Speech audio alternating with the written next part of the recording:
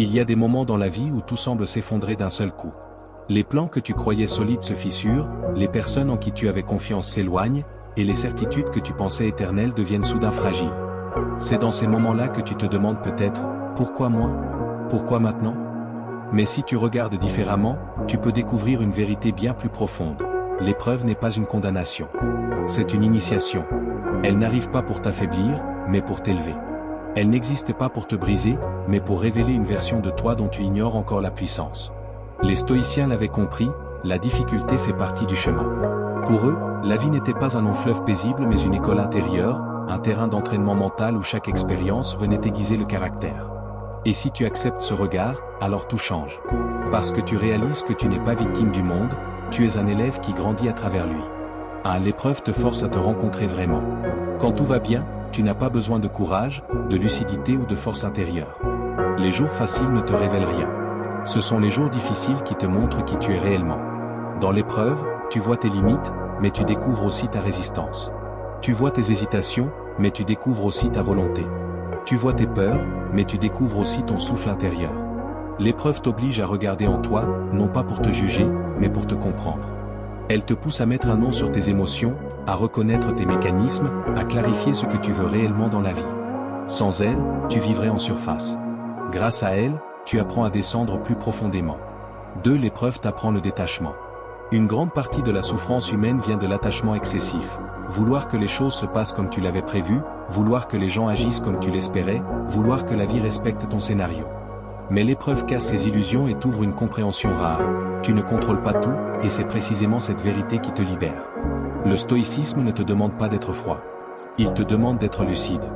Il te dit, concentre ton énergie sur ce que tu peux contrôler, et laisse le reste passer comme un vent que tu ne peux saisir. Cette façon de voir n'éteint pas tes émotions, elle les canalise. Elle te rend moins dépendant, moins fragile, moins réactif. Et à mesure que tu apprends à lâcher prise, tu deviens plus léger, plus ancré, plus solide. 3. L'épreuve t'enseigne la patience et la persévérance. Tu as déjà remarqué? Quand une épreuve commence, tu veux qu'elle se termine immédiatement. Tu veux des réponses, des solutions, des certitudes. Mais ce n'est pas ainsi que la croissance intérieure fonctionne. Elle ne se fait pas dans la précipitation, mais dans la continuité. Elle ne se fait pas dans la facilité, mais dans l'effort aligné. Chaque jour où tu continues malgré le doute, tu deviens plus fort. Chaque jour où tu avances même à petits pas, tu t'élèves. Chaque jour où tu refuses d'abandonner, tu franchis un palier invisible. L'épreuve n'est pas une muraille, c'est un escalier. Seulement, tu ne vois les marches qu'en avançant. 4. L'épreuve transforme ta vision de la vie. Avant une grande difficulté, tu crois souvent savoir ce qui est important. Après, tu réalises que tu te trompais. Tu redécouvres des choses simples, l'importance du présent, la valeur du silence, la beauté de la tranquillité intérieure. Tu perds des illusions, mais tu gagnes une clarté qui vaut infiniment plus. Le stoïcisme te dit, ce ne sont pas les événements qui te blessent, mais l'idée que tu t'en fais. Quand tu changes ton regard, tu changes ton expérience. Quand tu changes ton interprétation, tu changes ton monde. L'épreuve te donne exactement cette capacité. Repenser ton existence, revoir tes priorités, redéfinir ce qui mérite réellement ton attention, ton énergie, ton cœur. 5. L'épreuve élève ta conscience. Il existe un niveau de toi-même que tu ne peux atteindre que lorsque tu traverses quelque chose de difficile. Sans secousse, pas d'éveil.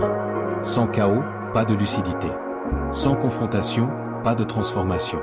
L'épreuve te fait évoluer mentalement, émotionnellement et intérieurement. Elle t'apprend à distinguer les voix superficielles de ta vraie voix intérieure. Elle t'apprend à écouter ce que tu ressens réellement, au lieu de ce que tu devrais ressentir. Elle t'apprend à avancer avec une intention claire, au lieu de réagir aveuglément. Cette version de toi qui se réveille au cœur de l'épreuve, c'est une version plus profonde, plus consciente, plus authentique.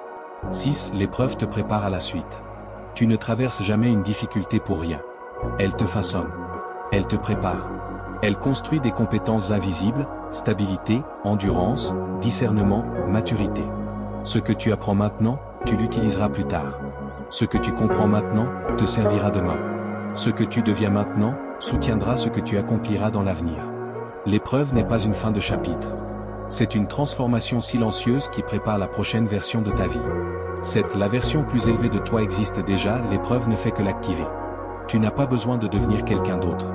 Tu as besoin de révéler ce que tu es déjà capable d'être. L'épreuve retire ce qui te limitait. Les doutes s'installaient. Oh la peur de décevoir. L'attachement au passé. Le regard des autres. Oh la confusion intérieure. Elle enlève les couches, une par une. Elle dénude ce qui est fragile.